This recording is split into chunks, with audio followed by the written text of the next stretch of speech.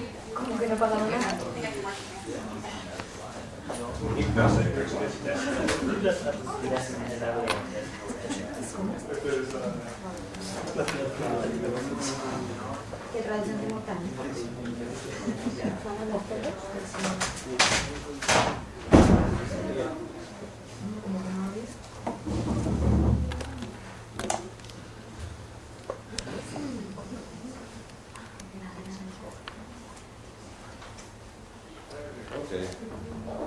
You have 10 minutes. We're going to talk fast. Okay. So, Group A, which is our group, we are assigned to talk a little bit about prebiotic chemistry. It's cool. And so, a lot of the talks recently have been about how you get these certain building blocks of early life. And also, when John Barros was talking, he was communicating the paper that Ava Stukin and him and other grad students wrote about how you would synthesize these and how they would be transported in a global reactor. Kind of this new idea of a global origin of life where different environments are contributing different things. And so what we're going to talk about today a little bit is so the paper that Ava and John Barros wrote, it has a lot of different environments, and some of them aren't as applicable to the Haitian as others, as they were included, John says, for completeness. But so we wanted to narrow down a few distinct environments and talk about those for a bit. And so a lot of this will be kind of physical. We'll talk about transport a lot and how there could be, how these environments could relate to one another in getting certain building blocks to one another. And so the three environments that we're going to talk about are the atmosphere, hydrothermal systems, and then marine sediments. And the reason we chose these three because we noticed that the atmosphere and hydrothermal systems both have short residence times in producing and transporting different organic molecules. And whereas the marine sediments have a lot longer residence times, things can sit in marine sediments for quite some time. And so we're going to go over the atmosphere and hydrothermal systems and talk about them as compound sources. And then we're going to go over the transportation and how they may interact in marine sediments for an origin of life scenario.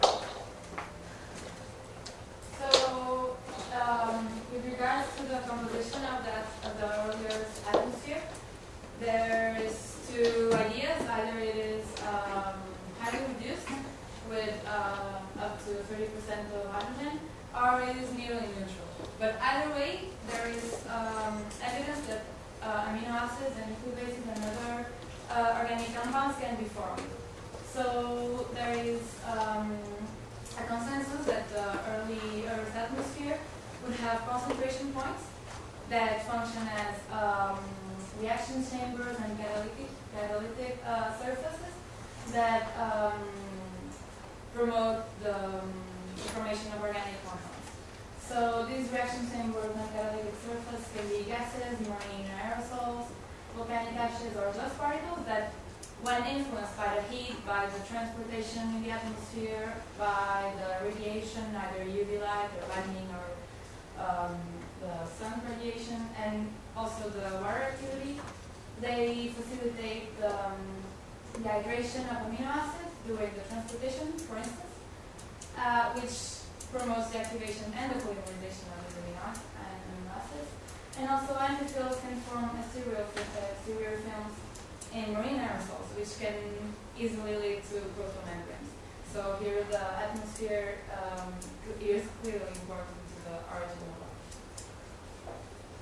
So more or less we know how there were the main components. So how did nature to transport these organic components? There are two main factors, which are solar radiation and Earth rotation. One important thing we have to take into account is that the sun at that age was producing 25% less photons than today. But on the other hand, the ultraviolet radiation, that range of the spectrum, the electromagnetic spectrum, was higher than today. At that time, there was no ozone layer, so for the ultraviolet light, it was easy to arrive to the Earth, and also because of the lower CO2 partial pressure concentration at the atmosphere. The other important factor is that Earth rotated faster than today. A day at that time took only 14 hours to the Earth only needed 14 hours to complete a cycle. So that's important because now we have three different longitudinal bands, but at that time there were four. So for the wind to transport organic material, there were stronger winds, and it was easy to transport the material longitudinally than latitudinally. So we can imagine that the produced material was divided in different regions. But there was a temperature gradient along the surface, along the different places. So we can imagine a different environmental settings.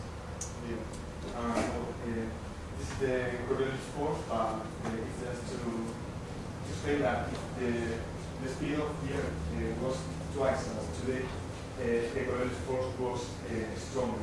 That's why there were four longitudinal mass studies. Okay, so now I'm going to talk about the difference of the atmosphere. Now I'm going to talk about hydrothermal vents.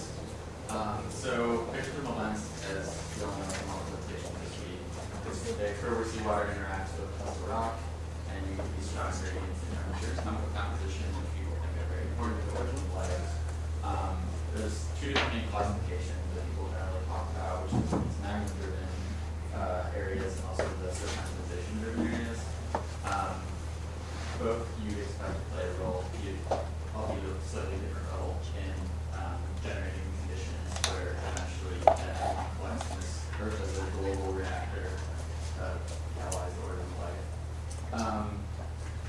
The temperatures, they get up really hot, and that's why you get these big temperature gradients for cold seawater and hot hydrothermal areas, low pH for magma, high pH for certain mineralization. The transition metals, which people think are important, or go back to other things, and then you get hydrolysis with other minerals that are also in there.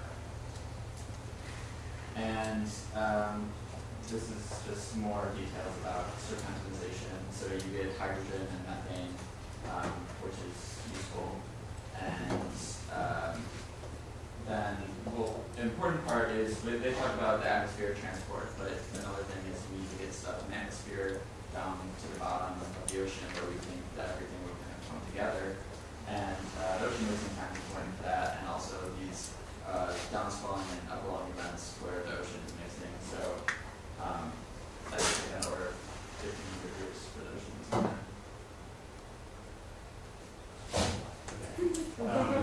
So once we have things being produced in the atmosphere, once we have things being produced from hydrogen vent systems, those molecules, those materials end up somewhere. And where they end up on the bottom of the ocean, on the seafloor. The dominant mineral phase that we're going to be talking about on the bottom of the seafloor are clay minerals. And clay minerals can do a few different things. This is a picture of a douchesite mineral. Oh, no, not douchesite, it's a monazite. And the thing to notice about this mineral is that there is a mineral feature here and a mineral feature here that's rock in the that there's stuff. In this case, it's water. But you put other things in the middle of that mineral phase as well.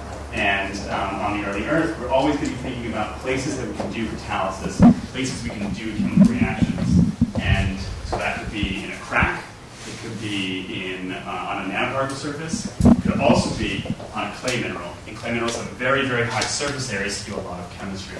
And so these clay minerals have been shown to stick a lot of organic materials to them. They've also been shown to do polymerization reactions as you do drying and wetting of them, since the interlayer can become wet and dry. And we've talked earlier a lot this week about the water, not water stuff. And also has the potential to form RNA. And there are ideas that you could form and build RNA chains on these minerals, put them in a vesicle, and make a strange little protocell. And in addition to all of that, these minerals hold onto their organics pretty strongly, so it acts as sort of like a memory bank for the Earth. So you'd produce information at either in the atmosphere or at your hydrothermal vent, and you store that information in the memory bank, which is the deep ocean, perhaps. I don't know. The trouble with these, though, is that they bind really, really well, and it may be really hard to get once you make materials on a mineral like this. It may be hard to get it out and mobilize it and do anything useful with it. Okay. So this is kind of the global picture of what we were just trying to explain. But one of the things that I would want to talk about a little further, and this is in regarding to where all these all the products of each of these locations are meeting, and I just thought of this like 10 minutes ago, so it could be completely wrong. In marine sediments, is that not only are you putting things in the marine sediments, but those marine sediments may undergo diagenesis, and it's known that in diagenesis there's preferential degradation of certain molecules. So say lipids degrade faster than carbohydrates and whatnot. And so I've just, as an idea to throw out, I've been trying to think of ways that actually diagenesis in these clays can result or try to aid in this scarcity problem to limit the actual number of organic molecules you have, or the diversity of organic molecules you have in solution, and narrow that down. But it's worth noting that we don't know how much clays would actually be on the Hadean Earth. It was a different time with different weathering regimes. There wasn't a lot of continental mass to be weathering, and I don't know how thick, or I don't think many people know how thick these deposits would be. So that could be another future area of study.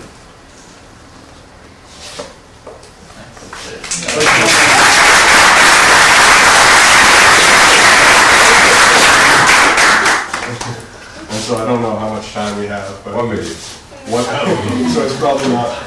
Okay, so just real fast. Okay, potential future experiments. We could imagine the entire Earth working as one reactor. So in terms of physics, you could have multiple, what we like to call ensembles, like a canonical ensemble with thermodynamics and statistical physics. So you can make some sort of model that has interacting ensembles that use different free energies, and you can kind of see how they work together in phase or out of phase, kind of things like that. You can also look at how nitrogen is made in the Hadean Ocean, because that's a huge problem. How do we get nitrogen there? So how do we look at the abiotic nitrate reduction rate, slow accumulation? And then we could also imagine making like a tiny Earth-like model in the lab where you have like something bubbling over here and then it feeds over to another thing over here. You know, chemistry stuff, right?